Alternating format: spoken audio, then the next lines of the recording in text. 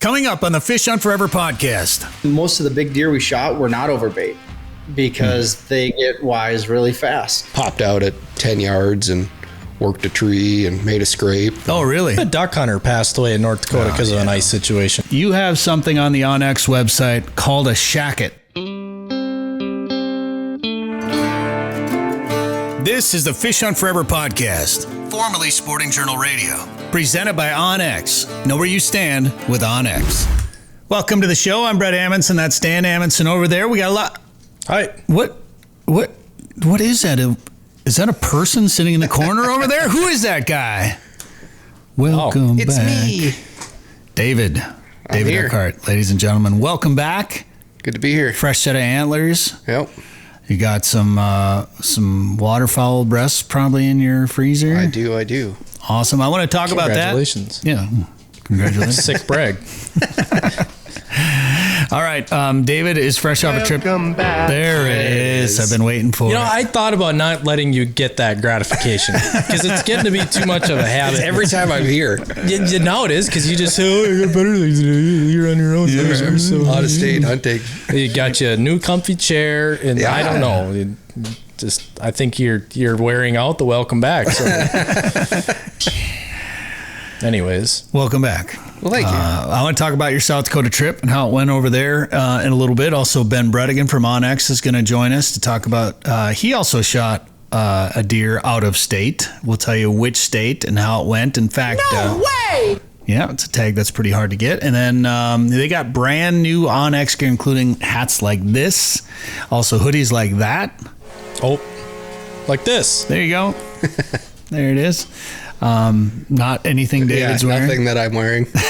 Well, that's all right. You actually have to show up to get this. Yeah. You have to be here a minimum number of shows to get the free onX stuff. Don't even trip about your pants, dog. No pants. That's right. Nope. No pants. Joe Henry will join us later in the show, too, to talk about what's going on up at Lake of the Woods. We're starting to get some ice reports, kind of, sort of. People are starting to think about ice fishing. Couple of kids thought about it.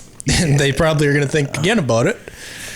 They fell through. So they were like going through in their otter sled or something? Yeah, I don't know. The only story, it's made headlines a few other places now. The only story I saw was from that iNews website or whatever. Oh, gotcha. So you don't know what he all knows.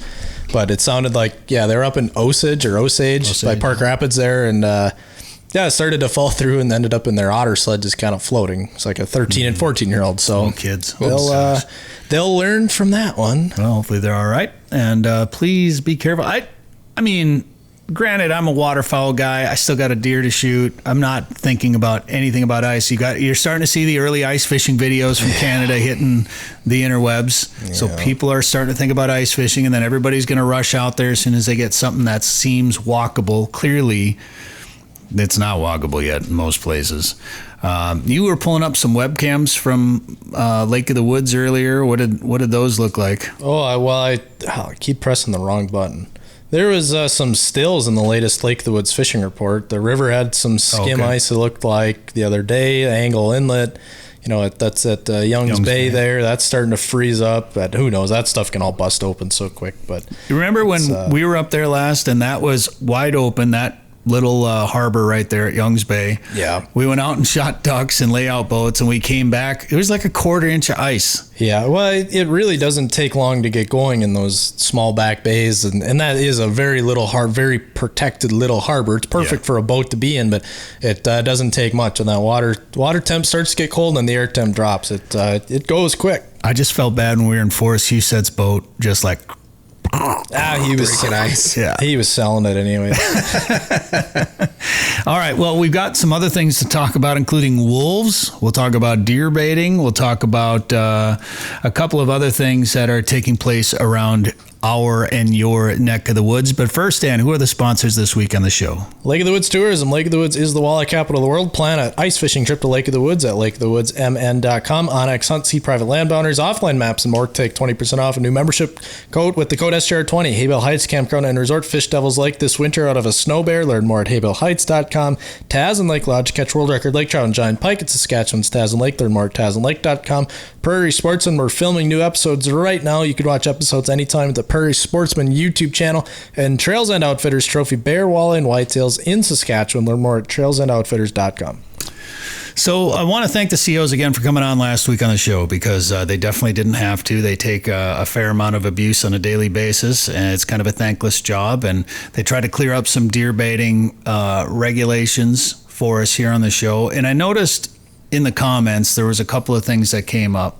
And David, we were talking about mowing food plots, corn food plots. Do you listen to the show when you're not here?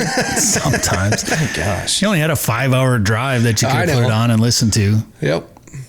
Didn't. Wow. I saw your shorts. Okay. So, and if you watch the shorts, thank you very much. Brother, this guy stinks! But that's going to be your new welcome back. Yeah, there it is. Here's the thing. When you watch only the shorts, a lot of times you don't get the full context of the conversation. Or we'll get people that'll comment like, oh, yeah, but what about this? And it's like, well, if you listen to the whole podcast, most of the time that question was addressed. Like a minute later. Yeah. So one of the things was we were trying to clear up what you could do with a food plot and what falls under like normal farming practices. So people saying, well, why can't I mow my food plot, mow shooting lanes? Because, hey, you got a bunch of standing corn out there and a deer are walking through it. You can't see them. Shooting lanes are a great idea. If you mow them, you're manipulating the grain, the food source. You're spreading it around. That's what makes that part illegal. So then I asked the CEO, I said, well, if you ran a combine through there, and he goes, yes, that would be legal because that would be a normal farming practice. Well, then the comment section was flooded with, well, I don't know, have you ever heard of a gleaner? Yeah, Yeah, I saw some of those. The silver cedar. Yeah. and clearly there's always some waste grain. I mean, and that's well, and that's the problem. He said there wouldn't be any grain left on the ground, and theoretically that would be the case, but it's pretty obvious. I feel like we don't need to say the fact that there would be grain left over. There's no perfect combine out there. Right. Though you can get into red versus green arguments, they all leave a little bit of grain on the ground. I feel like, and I think Wayne thought that too, that he didn't really need to explain that to us like we're four. Right.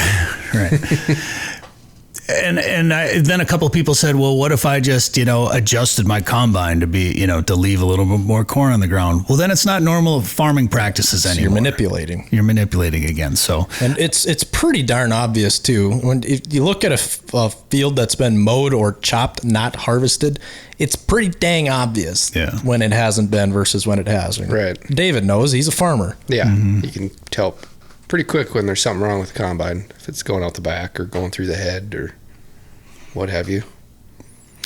So you can watch some of those shorts or go back and listen to last week's show if you missed it to learn more about how some of the deer baiting laws are here in Minnesota, of course. And join the conversation in the comments. Yeah, it's kind of fun. Go check it out. Have some conversations with kind people. Of fun. Figure some life out. Dan, I don't know if you've got this video queued up from Ely.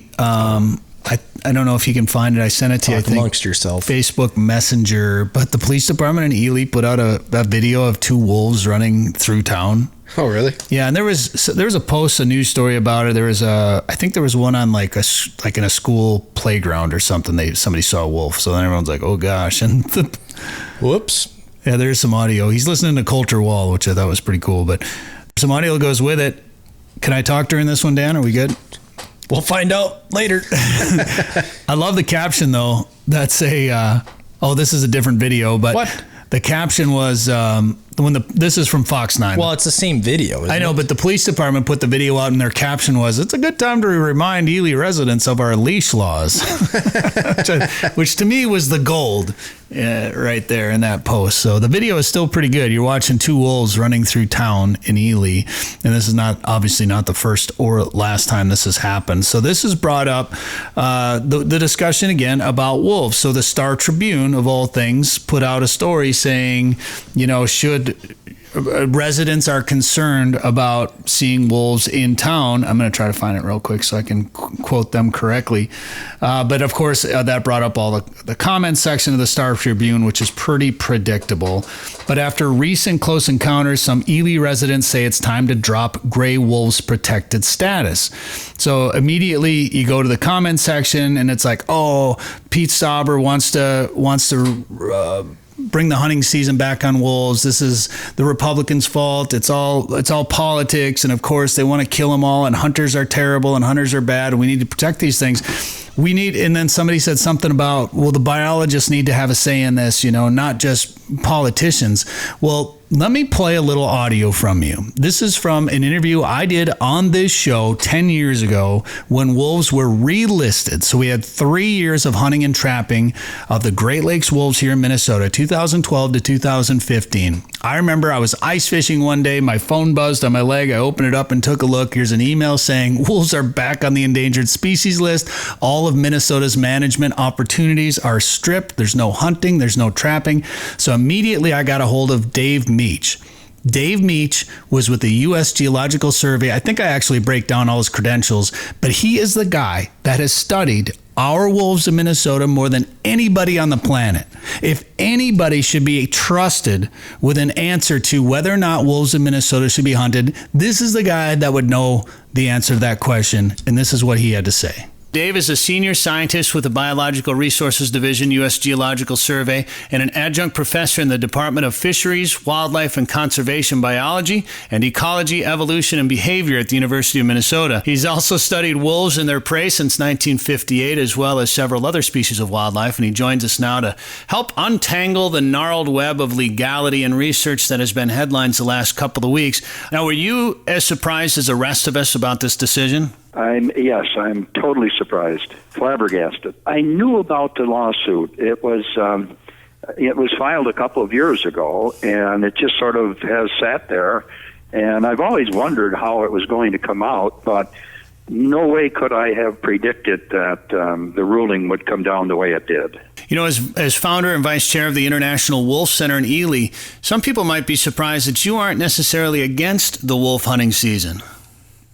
That's correct. So long as we have an adequate population of wolves, which we do in Minnesota, Wisconsin, and Michigan, they certainly could withstand a public harvest. That doesn't mean I necessarily favor one, but I just favor whatever the public decides to do with their wolf population through the democratic process, through the legislature or the local DNRs, whatever the local officials who really know about wolves, whatever they decide is the best way to manage the species. That usually would involve a public harvest.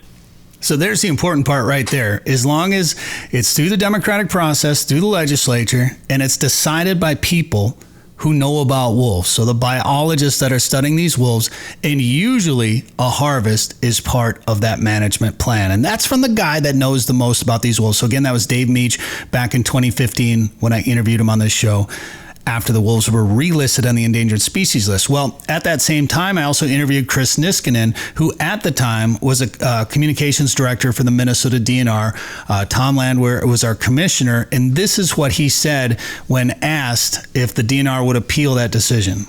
So the question that everybody has is, can the DNR appeal? Well, we're not in the position to appeal because it's the U.S. Fish and Wildlife Service that's been sued. The commissioner spoke with the U.S. Fish and Wildlife Service on Tuesday, and the service said that they were talking with the Justice Department about whether or not there would be an appeal. Commissioner Landwehr expressed his support for that, asked that appeal go forward. It's really up to the federal government to decide whether or not to appeal. Whether an appeal would be successful, how long that appeal would take, I have no idea. I'm not an attorney. It basically wipes out the hard work that's gone into the state's management plan. The whole system that we set up, that actually the legislature set up through state statutes, the legislature implemented the wolf season, asked the agency to set up the wolf hunting and trapping season. All of that gets put on the shelf right now. The DNR That's the DNR's position right there. So when people blame the DNR for not being able to hunt wolves, it's for the most part out of their hands. And I'll give Commissioner Landwehr credit back then. He was working with U.S. Fish about this situation. I don't know if Commissioner Stroman, maybe behind the scenes and not publicly, I don't know if she's ever really done much about it. I think maybe she's said once or twice she's in favor of having the state be in charge of management again. But in my opinion, the only thing I will say about the Minnesota DNR is I don't think they've pushed hard enough, because I think politics are too involved with an appointed commissioner by the governor that was elected by the people, and they're a little worried about making their constituents, who are probably for the most part against a wolf hunting season, making them mad about it. So we decided, after talking about this, Dan and I came up with a new t-shirt idea, David. Yeah, let's see it. Hang on. Hold, please. I like it. Remember the commercials that Was it Chick-fil-A? Chick-fil-A, yeah. Yep. So Chick-fil-A, we love you. Please do not come after us if we sell these shirts. You were the inspiration. We're not copying you. You were the inspiration for these shirts. I will buy many chicken sandwiches. Yes. The spicy chicken sandwiches, actually. Those are fantastic. So good. Can you build a Chick-fil-A further west in Minnesota than Chanhassen? Chan? Yeah, please. Thank you. I'll keep you in business, maybe. Yeah. I don't know how much business I can give you. But. For those of you listening to the show, not watching it, we created a t-shirt with a buck holding a sign that says, "Eat more wolf." Eat more wolf? Eat more wolf. And let's make this clear. We don't want wolves eradicated. So before Correct. we have the anti-hunters come at us, we don't want wolves eradicated. I think they're way cool critters. I love hearing them when I'm in the woods or in the boundary waters. I haven't heard many of them in my life, but it's really, really cool. They're really cool critters to see. I just don't want them eating all of our deer. Yeah. That's all. You know, Barry's had more wolves show up in Saskatchewan lately, it seems like, the last few years, which is kind of surprising. You'd think that they would add a lot of them up there already, but he's seen an increase in wolves up there at Trails End Outfitters, where he guides for whitetail, black bear, also walleye and pike fishing on Tobin Lake. TrailsEndOutfitters.com. You can see my whitetail deer hunt right now, a new video posted on the Fish Hunt Forever YouTube channel. You guys both, David, you just got back from South Dakota. You went over there, shot a deer, and then went waterfowl hunting. Yeah. It was a good trip. It was a great trip. Yeah, tell me about the A lot deer. of fun. I had Friday to Monday morning to deer hunt, and then was meeting the rest of the group Monday afternoon to duck hunt through that Friday. And yeah, Saturday, Sunday, saw little deer, had a decoy out, and the little bucks would check it out. But Monday morning, the last morning, had a nice buck come. I could hear him raking trees coming down the tree line, so I got ready, didn't know what it was going to be, and then popped out at 10 yards and worked a tree and made a scrape. Oh, really? Oh, yeah. Oh, that's cool. Sat there for probably 5 minutes working that tree, and then started to walk straight at me, so he was 5 yards, and then turned and bristled up and was staring at my decoy. Oh, that's walking awesome. Real slow, and got drawn back and made him stop, and he was 7 yards. Shot him double lung, and he ran 100 yards and piled up. You're in a ground blind? Yep. So did you have the wind? Was the wind right? Or because even at 5 or 7 yards, even if the wind is right, they can see movement. They can even smell you a little bit at that point. Well, and the funny thing was the tree that he was working over, because Saturday and Sunday were north winds. So I had my ground blind set against that tree or that bush. And then Monday was south wind, so I had to move my blind so I could turn around and face the other way, and he worked that tree right where I was sitting, and I was like, oh, please don't smell where I've been sitting for 2 days. And he didn't, but smells like hot dogs. Yeah. Copenhagen. Yeah. Ran 100 yards and piled up, and right at the end of a haystack, and it's a cattle yard, so I could drive right up to it. I could drive right to the end of that haystack. But when I walked around the haystack to go get my truck, there was a coyote sleeping on the haystack that jumped up at 20 yards and ran over the haystack. He was sleeping on it? On it, yeah. On the second bale up. Like Snoopy on his doghouse, flipped upside down? Or I don't know, curled up on top there. I didn't have my bow. It was sitting by the deer. I thought he was heading towards the deer, so I ran back around and clapped my hands and yelled at him, get out of here, so he didn't start chewing on my deer right away. But why didn't you shoot him? I didn't have my bow. Can you shoot him in South Dakota with... Yeah. Like, I know some of those states, you got to have You get a varmint license. Yeah, okay. Right to jail. Right through jail. That's pretty neat. And it was a nice deer. I mean, so those small, like I've never hunted with a decoy. I've been thinking about doing that a little bit. Did the little bud, were they coming up and trying to fight with it a little bit, or what were they doing? Oh yeah, they'd come square up to it and have their ears pinned back. And that's cool. Get up to it and smell it and walk around it a few times or make a scrape or, they'd put on a little show. You're lucky it didn't smell like hot dogs in Copenhagen. Yeah. I don't know why those are the two things I chose. Yeah. Maybe Dr. Pepper. Yeah, there we go. Dr. Pepper. I don't know. Do you like hot dogs? I like hot dogs. I like hot dogs. See? Okay, maybe it's not so random. What kind of decoy is it? It's a Flambeau Boss Buck. So is that basically like a full body, like a big foam? Big plastic. Rubber, plastic. The head Flocked? comes off. Not flocked, just plastic. Gosh, the shine. Can you imagine? Yeah. That morning it's I flaring shot all kinds of birds. I didn't like carrying it back and forth, so I'd just stick it under a tree. And that morning it was pretty frosty. Oh, yeah. That deer didn't seem to care. So, do you tie any orange to your decoy? We were watching a video last night, and the guys had like little Hunting orange flags on the edge of their decoys because they're on public land. Yeah. I had never thought about that. It's kind of a brilliant idea. So you don't get shot, right? No, I was on private ground, so it doesn't matter. I don't worry about it too much. You got them road hunters in the Dakotas. Oh yeah, It was far enough off the road, so didn't have to worry about it. Then you shot some snow geese, some specks, snows, specks, honkers, teal, sweet, spoonies, mallards. Sweet. Oh yeah. And we got a crane. Blue wing or green wing? All green. We shot a blue wing teal up here the other day. That's crazy. Yeah. And a widgeon, which is cool. We shot some widgeon. Dan shot a wall mounter. We told that story last I know. week. David probably didn't hear it, though. Remember? Yeah, well, probably not. Yeah, he doesn't listen to our show. Yeah. He's on it, doesn't listen. Cool.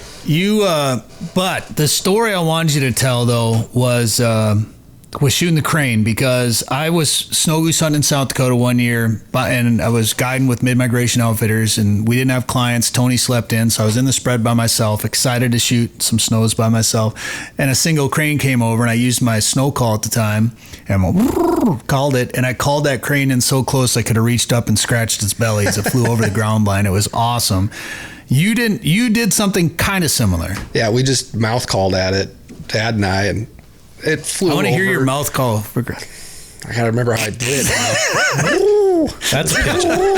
And you killed it was a mix. It was a mix of a pigeon. Yeah, and that's New York City crane. pigeon. Yeah, what that was. Wow. But it flew past about a half mile or quarter mile, and then it turned around. It's coming back. So we kept doing it, and another guy thought we were just messing with him. He's like, I gotta get up and go to the bathroom. I'm like, what are you doing? And then he's like, oh, something on the right. I'm like, yeah, I know, it's that crane. And we got it to land at like 40 yards and jumped up, and it got up, and we got it. So. Oh, that's cool. And then they were like, don't send the dogs in case it's still alive. So I ended up going out and getting it. But you make a good bird dog, David. Yeah. A friend of ours makes a sandhill crane call, David. I know. I wish I had one. Yeah. I had a snow goose call, but DRC calls. Goose calls can also make very good crane calls. I wasn't about to try it on a crane the first time I saw it. So you said, I'm not going to, I'm not going to try using a call, but I'm going to try just using my mouth at it. Well, it worked. You're not wrong. I can't argue with the facts, I guess. A little higher pitch with the short drop. I got a crane call around here. It might be behind you over there, Dan. Well, it doesn't matter. Anyway, that's a good trip to South Dakota, David. And that day we shot that crane, we only killed 2 snows. The first 2 birds we shot, and then we were lining everything up for a picture. And all 2 of them? Well, we shot a couple specks and some honkers and that crane. And you're lining up 2 snows for a pile pick. And the guy lining them up, he's shot some snows, but it's been a long time. And he's like, they must band a lot of those. Oh, boy. Not really. He's like, well, both of those are banded. We're like, whatever. You're filling us, full of baloney. And we were like done picking up decoys. And he's like, no, they're really banded. And yeah, sure enough. 2 juvie snows. Wait a minute. How many snows did you shoot? 2 that day. Well, Dan and I shot almost 200 this year. 0 bands. Last year. And last year. They were 34 numbers apart. God dang. What? So none of it or what? Yeah, none of it. How old? They were juvies banded this year. Fresh fresh birds this year. Nice and shiny. Yeah. That's awesome. I've only seen, I've guided, obviously you've hunted snows for a long time. I did some guiding, hunting. We both did some guiding and some hunting for. I've only seen one snow band, I think. And it was on a Rossi on a hunt I was guiding. It was I think it was the only bird we shot that day. And it was a real high flock. And it came, I was like, oh, we got one bird finally. And guy brought it back and it was back. It was super windy. We had one fly. It was our last day in Nebraska. And this flock came in super low. It was like 50-mile-an-hour winds. Yeah. And like they do, hit the decoy spread and just straight up in the air. And I was like, guys, they're going to swing over the top. When they do, just unload your guns and hope and pray. And sure enough, one fell, and then in that wind, it sailed like a quarter mile, dead. Yeah. And so one of the guys that thought he shot it jumped up and ran out there. And I'm like, all right, so 10 minutes later, when he gets to it, he just starts dancing in the middle of the field. We're like, that's weird. Then he comes back holding up the band. Well, at that point, then everybody in the spread claims that they shot it. Right. So then it was kind of a nightmare. But that's the only band I've seen. And Dan, you actually saw. I've seen one band as well. But it just happened to be plastic instead. Well, there's a metal one on there too, but yeah, it happened to be a bright green tarsal. I actually interviewed the guy who put that tarsal band on that goose. Yeah, that's right. A couple years ago. That's pretty neat. Yeah, this is only the third and fourth snow Maybe band the I've fifth? seen, but How about the sixth? We got one in Canada last year. Sick brag. Dan, you're going deer hunting this weekend. Dang right. Wisconsin opener, the big old tradition. Yeah, 9 days. I miss it. I'm coming over there just to say hi and have some dumplings. Welcome back. You get one. You already gave me one, Dan. It's too late. We all get one. I don't get one. I'm a little jealous. Because I never missed the show.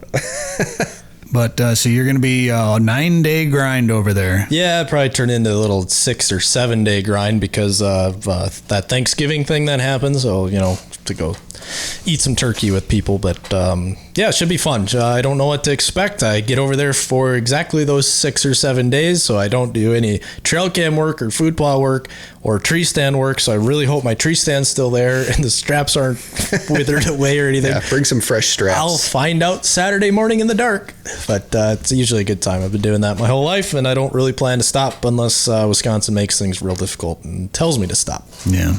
Well, so they raised the prices a little bit. That's one of the reasons why I stopped. But the biggest thing for me was time. It went up $50 a couple years ago, which was the first time they'd ever increased that, I think, since I'd been buying a license. So it's really not. $200, I get 3 tags. That's not bad. Not bad at all. A non-resident Minnesota license is $185, and a lot of places are only 1 deer and potentially maybe only $1. So not bad.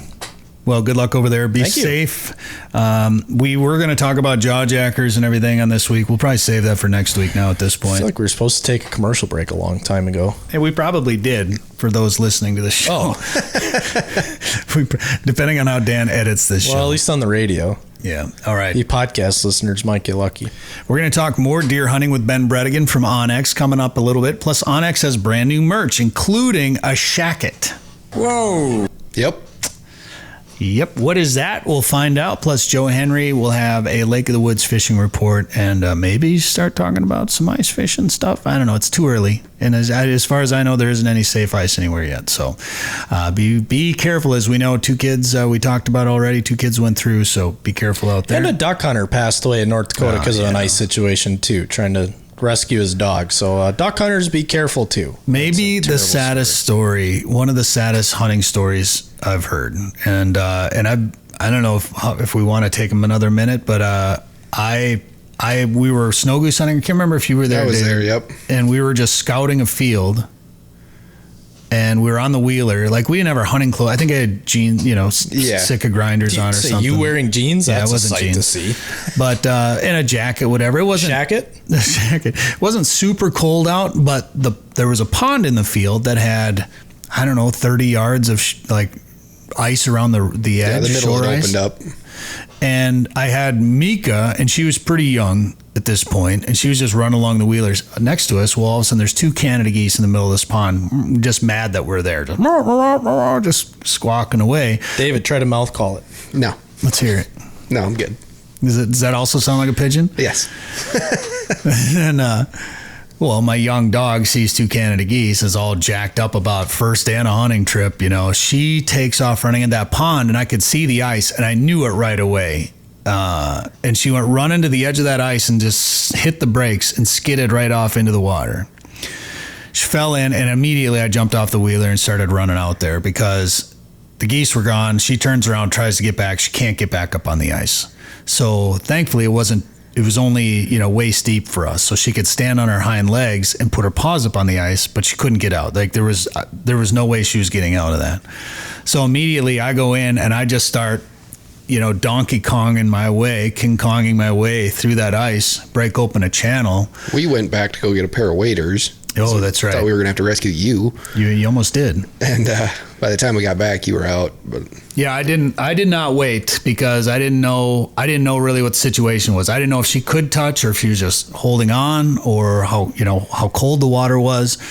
And I just went in and broke ice, and I know it was 30, 40 yards or whatever ice I broke, and then I just brought her back through that channel. She just kind of swam through the broken ice channel all the way back to shore. And when I got back, thankfully you guys were back with the wheeler, because those last few steps, I couldn't feel anything from the waist down. Yeah. Like my entire lower half of my body had pretty much shut down. I couldn't lift my legs. And that was the first time I'd experienced something where when you hear about people that go through ice fishing and then they just, whether it's hypothermia or your body going to shock or whatever it is, your body just gets so cold, it just kind of shuts down. And I can swim. It's not that cold. When you experience that and you figure out how cold water can have that effect, and until you do that, until you have that experience, you don't understand just how quickly it can happen. And for that guy in North Dakota, I give him all the credit in the world to try to save his dog. And then he had a buddy with that tried to save him then, right? Yeah, so his buddy goes in, excuse me, and they were starting to struggle, and so his buddy let go because he was fearing for his own safety, and so he got back to shore, and then the dog actually swam back to shore.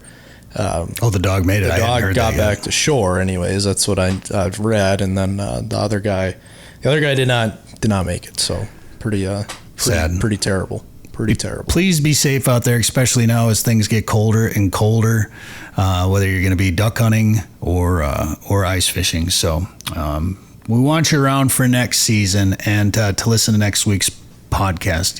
David probably won't. We want you around for more reasons than just listening to our show. But David, you know what? Whatever. You can do whatever you want, I guess.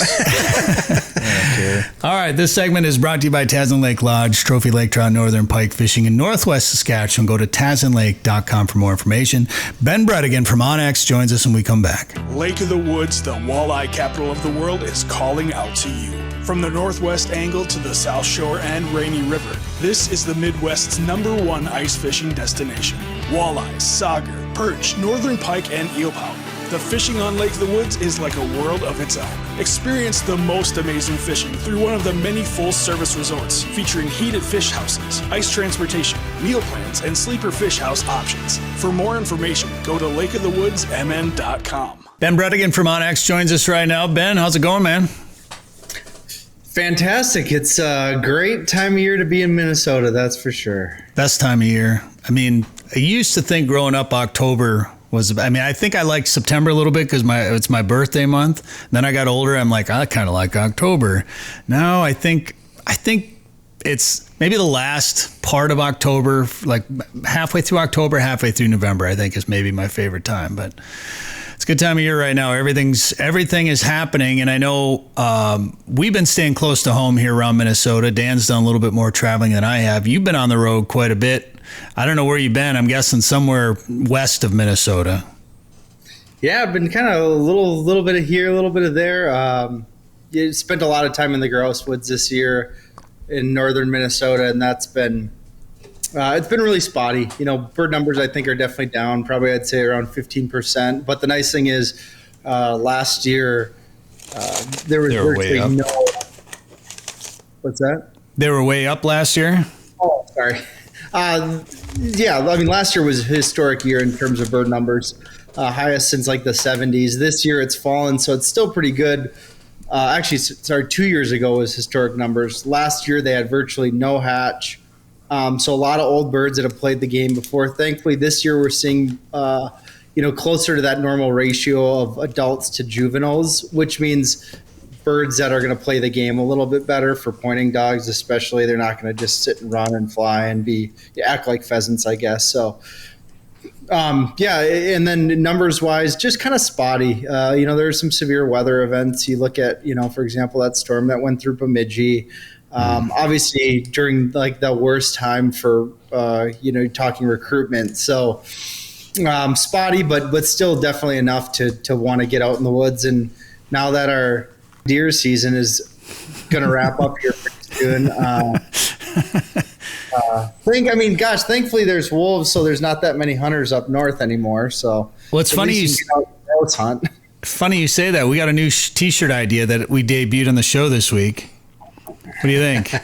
I like it. Like I said, that's the only benefit I can see of having a lot of wolves around is there's not very many deer hunters because there's not very many deer, and then you can go grouse hunt.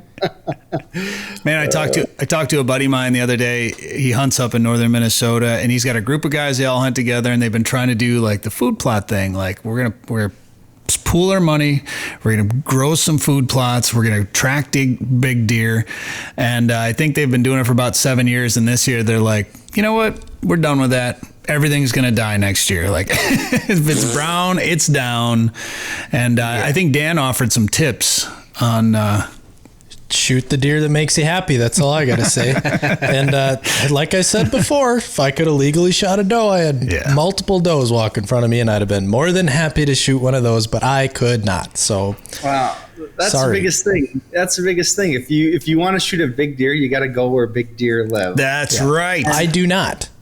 Exactly. If you're going to go hunt most of northern Minnesota, you can. I mean, sure, don't get me wrong. There's big deer that are shot up there, but by and large, anymore there isn't. So have realistic expectations. Yeah. First tag I've punched in 6 seasons, I think I counted in this state. So Yep. I don't know how far down the deer hunting road we want to go, Ben, but it's interesting in Minnesota. Like there's been some real nice deer shot this year. I've seen a lot of pictures on social media. Now I haven't killed anything yet. David, you shot a nice one, but it was a South Dakota buck. Yeah, that was South Dakota.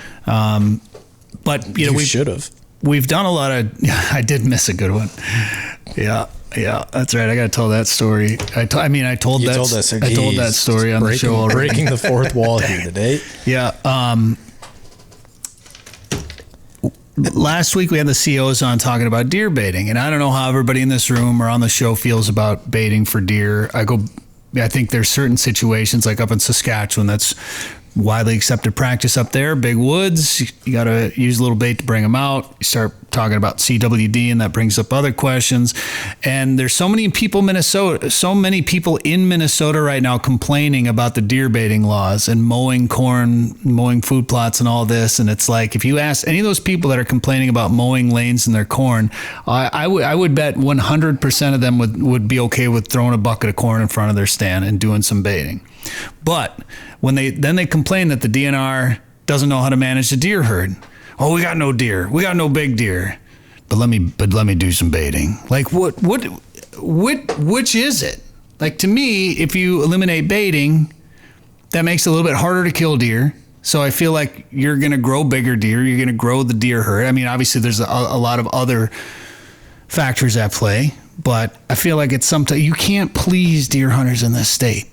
Right? Anywhere. I mean, I think anywhere. That's anywhere though. I mean, it's like the to work for a game and fish or a DNR, wouldn't like want to the do most thankless job ever. And there's other ways that you can skin the cat, right? Like for example, you want more deer, let's get the firearm season out of the middle of the rut. Right. I guarantee that would have way more impact than baiting or not baiting, because I lived down south for 5 years, and we hunted a lot over bait. Again, it was legal and it was culturally accepted. And so, honestly, most of the big deer we shot were not over bait because they get wise really fast. So, and even in Saskatchewan, we put out this new video on the Fish Hunt Forever YouTube channel, my whitetail hunt in Saskatchewan last year with Danny Thompson. And, we were talking to Barry Proud, the outfitter, and he said, well, we do bait, but that brings the does in. And the does are what bring the bucks in. And sometimes the bucks go to the bait. Sometimes they just hang around. Sometimes, like the one I shot surprised me where he came out in the shooting lane because it wasn't at the bait. He wasn't going to the bait. He was actually trying to kind of chase off a smaller buck that was in the area. So it's those bucks, they get wise. Even just trail cameras. I mean, how many times have the three of us talked about trail cameras lately and how I don't see any bucks on my trail cameras anymore? Like in the blind this morning, Dan, we were talking about that. Was that Kyle was saying if they're on if you're running video on your trail camera, a lot of times the old bucks get wise to that stuff. So they don't get that big and old by being dumb. Right. Or, they get a little lucky. They're big for a reason. But they get smart for sure. So, all right. Ben, so you didn't shoot a deer, Ben? I did actually. Shot one in North Dakota. Oh, really? Yep. I ended up getting a rifle tag up there. So. Oh, nice. Yeah, and it was a fantastic hunt. It lasted all of an hour and a half. So then I could go out pheasant hunt. Yeah, I was just going to say, so then you could go pheasant hunting. You're jacked, I bet. Western North Dakota? No, it was actually kind of northeast North Dakota. So, oh, okay. All right. Got a tag up there, and it was a great hunt. Weather obviously you couldn't have asked for nicer weather for opening weekend, and rattled in 2 deer. And then I rattled in the deer I ended up shooting to right at the base of my tree, shot it at 20 yards, just came in on a string. So it was a pretty fun hunt. Perfect. Can't beat that. That's cool. And drawing a non-resident rifle tag for North Dakota, that's not easy to do these days, is it? No, it's extremely difficult.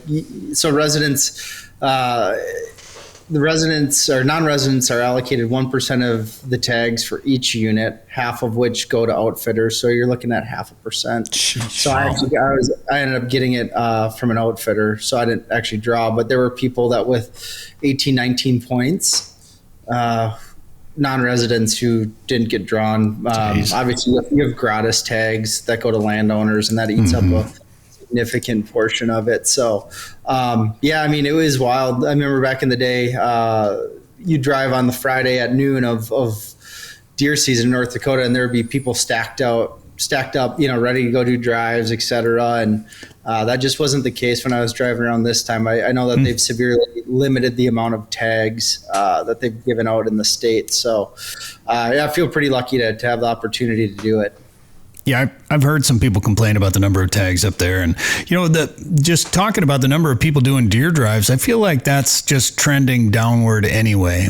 And although we did one this weekend, and that's the first time I've been a part of a deer drive in years. I can't remember the last time. I bow hunt so much. It's just a different way of doing it.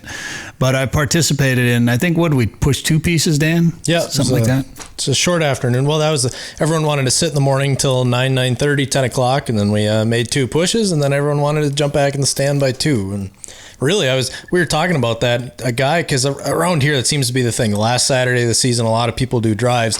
We were talking, a guy should be sitting in this stand from, would do whatever in the morning, but sit midday when everyone else is doing their walking, and who knows what might happen. But this is the time of year to sit all day, especially if people are going to be moving around. Right. Well, I'll never forget Doug Lear telling me one time on the radio from North Dakota Game and Fish, and I was hunting in where was I? Might have been Minnesota, but I was living in Fargo, and Doug Lear said more big deer get killed between 10 and 2 on either a Saturday, and it's from either people doing deer drives near them or people climbing down out of their stands to go to lunch. Yep. And they're pushing deer around. But Ben, as we discussed in the opening segment, we were doing one of these drives, and I had my muzzleloader with, because I won't shoot a shotgun at a deer. I refuse it because I don't think it's very accurate most of the time, unless you got that Savage or whatever. That's a pretty good gun. Otherwise, I'll just tell the story real quick because it's a real short story. I told it earlier, but I was posting up on the corner of this grove, and some guys were pushing at us, and I was on, kneeling down, looking over this chisel plowed field, and all of a sudden I hear a twig break behind me. I turn around like this, and one of the drivers was walking up behind me, so I just kind of turn around and nod, make sure he sees me. And we turn back around. I turn back around, and here's this giant at 40 yards broadside standing in front of me. Like, if that guy, and then he takes off running, and then I got to wait for him to clear all the other posters before I can take a shot at him with my muzzleloader at a running deer. It was a big target, so I thought maybe I'd hit, catch a leg or something, but I did not hit him. There was no blood. One of the other guys shot at him too, but if that driver is 1 second earlier or 1 second later breaking that twig behind me, I'm watching that deer run across the field right at me and stopping, and I'm hopefully not missing, hopefully shooting him, but I've got a standing still shot at him in any case. So it's just crazy how whether it's bird hunting, big game hunting, how just those little moments can make such a difference. And you just always have to be paying attention as much as possible out there. So a little bit of heartbreak. That's a tough one. That's a really tough one, and that's where it's like there's little things you can do, right? It might give you, again, if you had 2 more seconds, you probably would have shot that deer if it was standing there, right? I probably would have missed it. At least you're realistic about it. You just saw the rack. And There's a thing called number 2 buckshot, boys. I mean, it was like I was looking at a magazine cover. My brain couldn't process, and to be fair, I was up a little late the night before, but my brain could not process what I was looking at when I turned back around, because it was a bare field magazine cover. We got back to the house, and one of the trucks that was there had the wildlife habitat plates with the whitetail on it, Minnesota plate, and what did it look like? And looked like that, the license plate. It's just that perfect whitetail there. That one will haunt my dreams for many, many years, but that's all right. That's why it's hunting. And the nice thing is he's out there, he's alive. I did see him the next day. I drove out there and drove around and saw him chasing it, had locked up with a doe, just hanging out. So he's doing just fine, and I got a bow tag, so season's not over. Nope. If you're watching this, Buck, I'm coming for you. We're listening to this. All right, Ben, I wanted to point something out, because you have something on the onX website called a shacket. Yeah. What's what the heck's a shacket? You ever stay up too late drinking one night, and in the morning you get the foot down? Oh yeah, I went deer hunting once. Missed a big deer. So onX released a new line of gear a couple days ago now, and the shacket is essentially like a shirt jacket. So it's not quite a jacket, not quite a shirt in between, and it's a puffy shacket. So it's a pretty cool piece. It's got like all our waypoints on the liners on the inside and the X stitching in it. So it's a pretty cool piece. The Hunt Bearing Puff Shacket. Yeah. Also, so some of this new gear, you have a shacket, a jacket, and a pullover, in addition to some other stuff, it looks like. But some warmer weather gear, or colder weather gear, I should say.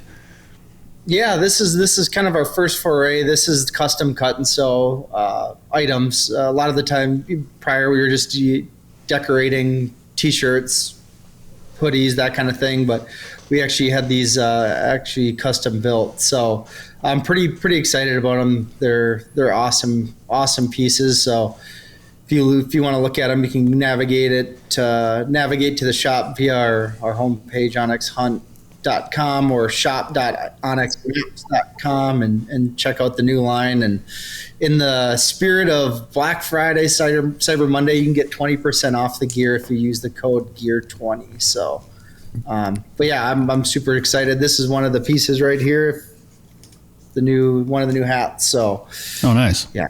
I'm also wearing one of the new hats, and I told Dan I thought they looked gold. I know it's brown on the website. You're colorblind, though. Again, well, it's true. It's brown. I think that the word would be coyote. Coyote. Okay. Yeah. And this pullover, I've got the pullover on. It's like the softest pullover I think I now own. It is crazy cozy. Yeah. No, I've heard that a number of times. So, nice things for the winter season coming up. Yeah, they are nice. That jacket looks nice. Is this something that you put some R&D into the last couple of years? Yeah, it's something that we've been working on for probably the last year and a half now. So while it's not technical apparel, like I'm not going to say like, oh, this is go out and hunt in these. You certainly can, especially you look at the soft shell, but really just lifestyle apparel that's super comfortable and kind of fits that purpose. Well, as we know, like there's been a kind of a trend with some of these companies putting out hunting clothes, but also lifestyle clothes that are nice, they're comfortable, and you don't walk into the store wearing camouflage, stuff like that. So I did notice there's some new hats, some of the new rope hats that all the kids are wearing these days, but there is one with kind of some old school camo on there as well, it looks like. Yep. The channel hat is what that is called, and kind of an old school duck camel pattern with a PVC patch on it. And I noticed one of the T-shirts that I got. I don't know if Dan and I got the same one or not. I think it's the Compass tee. It's actually got your logo embroidered on there. Mm-hmm. Which is nice. Yeah, that one's I believe that's the pocket tee there. So it's got the embroidered X as well as the embroidered full logo right on the neckline. So is that a direction you guys will be going with more apparel items like this? Yeah, we've just had a lot of people asking, like, hey, we want to, we're excited about the brand, we like onX, we want to keep repping it, and so just giving people the opportunity to do so, and also like personally and for our employees, like everyone loves having cool gear, so that's another aspect to it as well. Very cool. And there's a promo code 20% off using Gear20, and that's through Black Friday. Yeah, that'll run through, I believe, like the 5th of December. There you go, through December 5. And I noticed if you went to onxmaps.com, I think you had to go over to the More tab and click down to merch, I think, if I remember. So if you're looking for it down there, or go to shop.onxmaps.com. Yes, sir. There it is. Very cool. All right, Ben, well, what do you got planned? You got some more trips planned before the end of the year here? Yeah, a little light here for a while. Kind of normally take November off. This time, end of November off, when then I'll start ramping up into quail season, I guess. That's kind of, I'll probably do a little pheasant hunting around home, and then the quail numbers really across the quail belt are pretty fantastic. So I'll probably likely head to Texas, Oklahoma, Kansas for a while, and then I'm ready. I think I'm going to get out of the winter this year. So I'm going to work on an angle to try to go end up in the Southeast on some plantation to go work dogs for fun and maybe spend a month down south. That sounds really nice. So it's funny that you say that, because I literally was just about to ask if you've ever quail hunted in Alabama. I have. Yeah, okay. I went on one hunt down there, like the full-on horse-drawn buggy. Pretty cool opportunity. Different. That one was all put and take pretty much, but just kind of like the legacy of it is pretty interesting to see. And I've had the opportunity to watch a number of trials in the South. One down at Ames Plantation. Obviously, they've been running that one for 100 years almost. So just cool to see all the history involved with it, just as much as moving birds. Yeah, we've done a little bit with Alabama Black Belt adventures and some tourism stuff, and we went down there, did some bass fishing on Eufaula, and then also did some hog hunting down there. And they said you need to come back and see some of the dog events, and then also maybe go do some quail hunting while we're down there. So we've been talking about doing that for a while, and it was fun. That was my first time in Alabama, and it was neat. I didn't know what to. Have you ever been down there, David? Mm-hmm. Yeah, a few times. To Alabama? Yep. What did you do down there? A couple weddings. I got some family that lives in Alabama. That doesn't sound like quite. Oh, you have family in Alabama? Mm-hmm. Oh, really? Okay. Alabama was great. Like, I did not know what to expect. I didn't know what the landscape was going to look like. There were way more trees and hills than I was expecting it to be. It was a little warm. Ugh. It was so hot. You guys went down like the worst time of year possible. End of May. Yeah. Well, that wasn't that bad, but yeah, it's summer. It's summer. Sitting in a what's supposed to be a one-man box blind with two of us in there trying to shoot a hog. Trying to film it. Yeah. A great time, great people. Like, just had a ton of fun down there, but it was so hot. They have a bird dog statue in town there in Union Springs. That's how you know you're in a cool part of the world, if they've got a bird dog statue. Yeah, that was pretty neat. And great Southern Outdoors. The guys there were awesome. So I had a great time down there. All right, well, I was going to ask you about that. Maybe, Dan, I know how much you like to ice fish. Maybe we should think about some Southern winter trips. Yeah, we can open water fish down there year round. Sounds great. Hook up a boat. We'll bring the dog and some shotguns. What boat? Well, we'll have to get one of those. I mean, we got like 4 of them out here, but I don't know if we want to. Yeah, I remember our conversation in the duck blind this morning. We were wondering how many of them we'd have to bundle to get a trade in on a half-decent used boat. We need a windshield boat. With the Ford Escort. You need to film that as you pull up with are you going to include the Ford Escort in this trade? That was the plan. That's the kicker. If I got to get the deal over the hump, we'll throw that in there. But I'm not ready to part with that thing, even though it hasn't run in 2 years. You need to film this, and I want to see the look on the salesman's face when you show up with like 4 boats in tandem and then like pulled by a Ford Escort. You can keep all yours, boy. Here's the key, pal. Now we got to do it. Dang it. Yeah. We were looking at like a $15,000 25-year-old Ranger to do all that. Trade our 4 boats and an Escort, and we still probably have to give cash. Yeah. Well, for sure. 4 boats and an Escort. I think I saw that on a Less Than Savory website. Oh, man. All right, Ben. Well, good luck with the new merch from onX. Good luck on some trips this winter. We still need to get together. You want to do some pheasant hunting? We should go see George and do some pheasant hunting out west here at some point. And get something figured out. Ben Brettingen, onX. Thanks for the time today on the show, man. Awesome. Appreciate it, guys. It doesn't get much better than fresh perch and fresh walleye. If you're looking for an exciting winter fishing destination, come to Devil's Lake, North Dakota. Haybale Heights Campground and Resort is on the ice with a fleet of snow bears, keeping you mobile and warm so you can stay on the roaming schools of fish. Haybale Heights on the east end of Devil's Lake has knowledgeable guides, comfortable cabins, and their own lake access, making your trip as successful and stress-free as possible. To book your trip, go to haybaleheights.com. That's haybaleheights.com. Sick of eating tag soup? It's time to own your odds this fall with onX Hunt, the GPS hunting app trusted by millions of hunters. Now you'll have access to nationwide public and private land ownership information, waypoints, optimal win for each stand, tracks, and much more. All at your fingertips. Go to onxmaps.com/hunt and use code SJR20 at checkout to receive 20% off your membership. That's code SJR20. Joe Henry joins us now from Lake of the Woods Tourism. Joe, I hear you shot another deer. Yeah, I did shoot another deer. I was Danny. I was thinking about you when I shot my deer, because I know you shot a buck that was just kind of a nice buck, but it wasn't a huge rack or anything. And that's exactly what I did. I shot a buck that had a really a good sized body on her, but it was only a 4-pointer. But for me, it was freezer meat. And we call it 2x2 around here.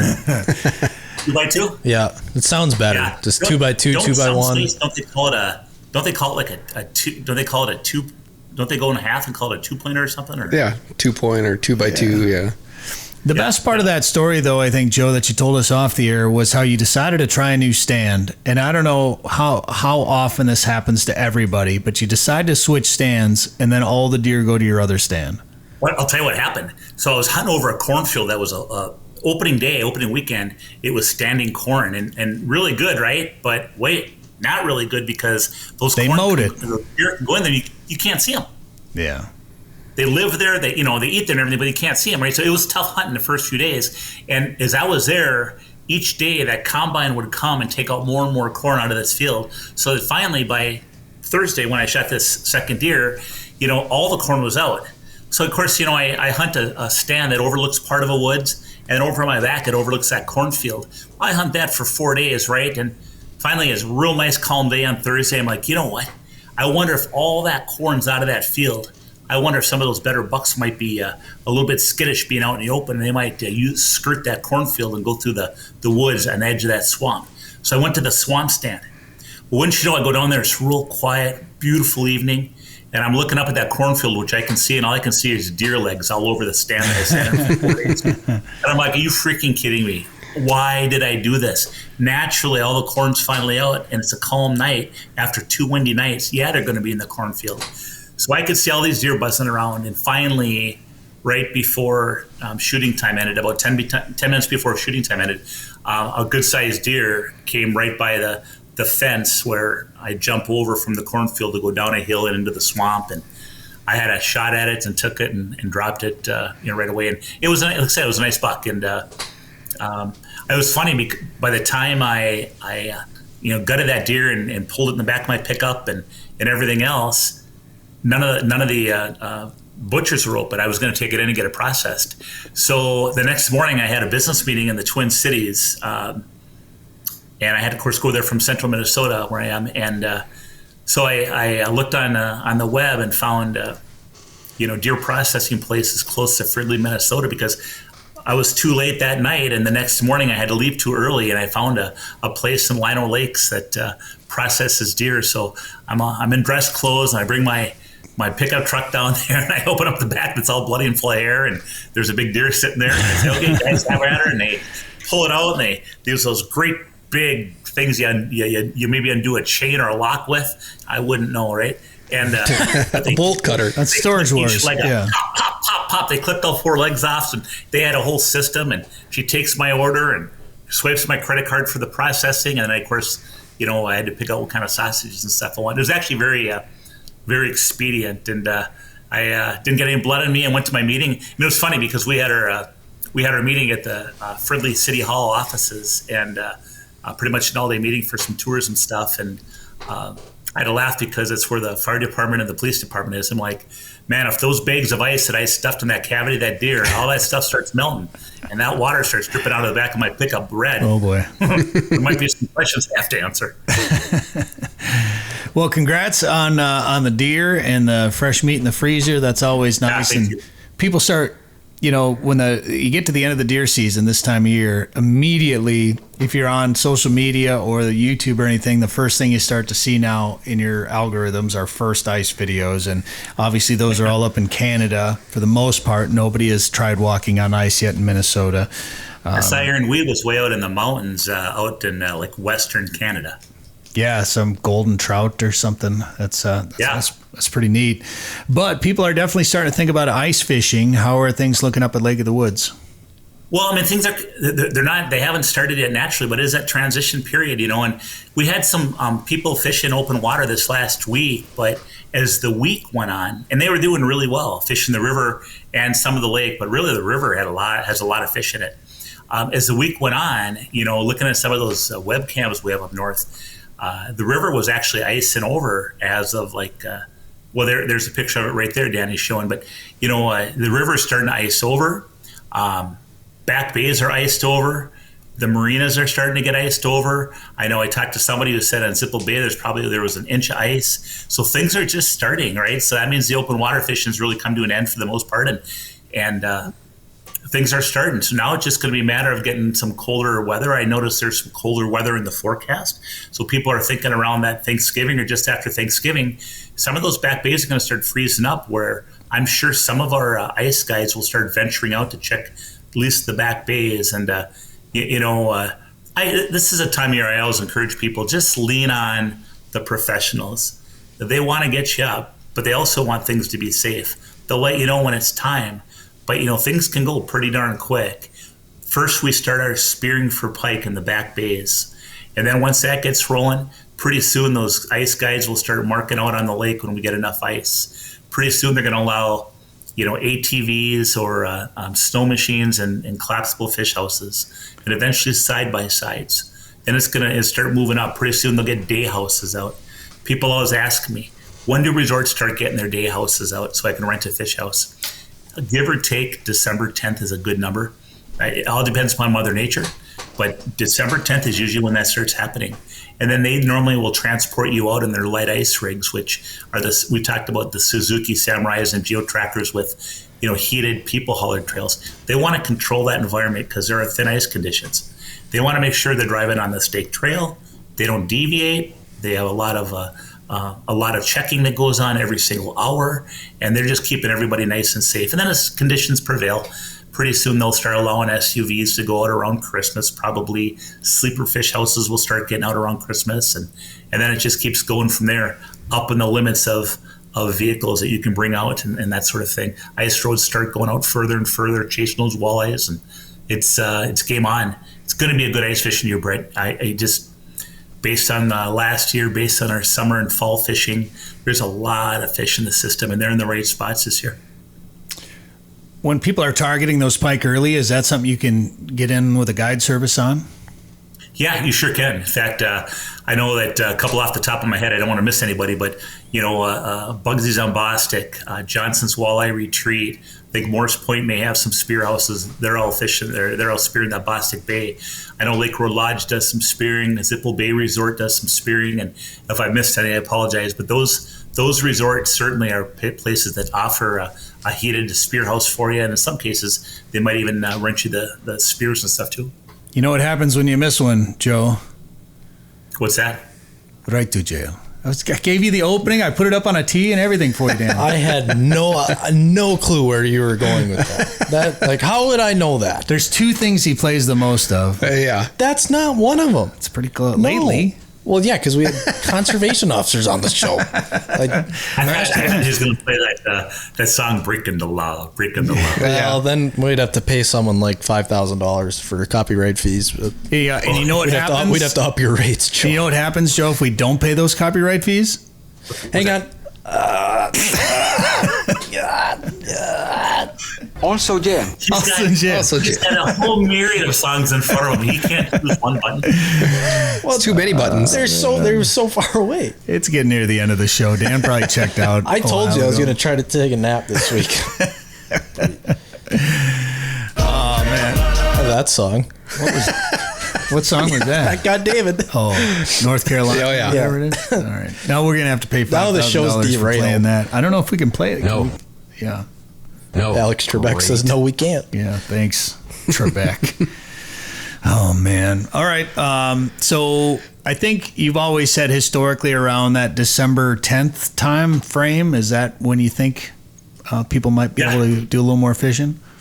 Yep, you must be getting tired too, just like you talked about December 10th. Did you say that? Well, I was focused on the right to jail. Button. Right to jail. I was trying to send signals to Dan over here. This show is... Turn his earphone on, will you? Yeah, no, I think I'm just going to turn his microphone off. That's all right with me.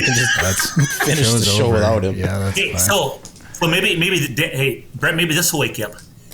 We just opened yesterday. Now, we're talking today. It's on a Wednesday. Yesterday on Tuesday. Whoop, that's the wrong button. Yep, that's me. Hi. Struggling. Just keep talking, Joe. I'll just yesterday. Okay. The third non-tribal cannabis company in Minnesota just opened its doors up at Lake of the Woods. So if you didn't have a reason to go to Lake of the Woods before, I'll tell you what, it's time to come up and chillax and I love it. get whatever kind of medical supplements that you'd like. Perhaps some people may even use them as recreational. I don't know.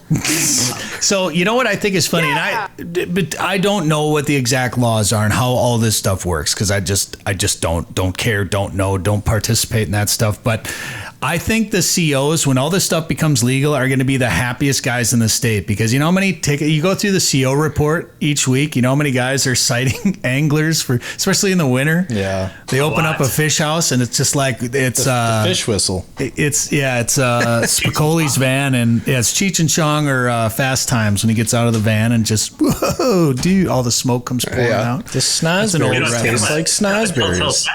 When you look at all these fish houses. And you got one fish house with the smoke coming out of the smokestack, but you know darn well they're using a propane heater. There's no holes drilled or anything. They're just in there partying. But you know, the Lake of the Woods Cannabis Company just opened up, and it's a full service adult cannabis company, so it's a full fledged deal. Very, very professional.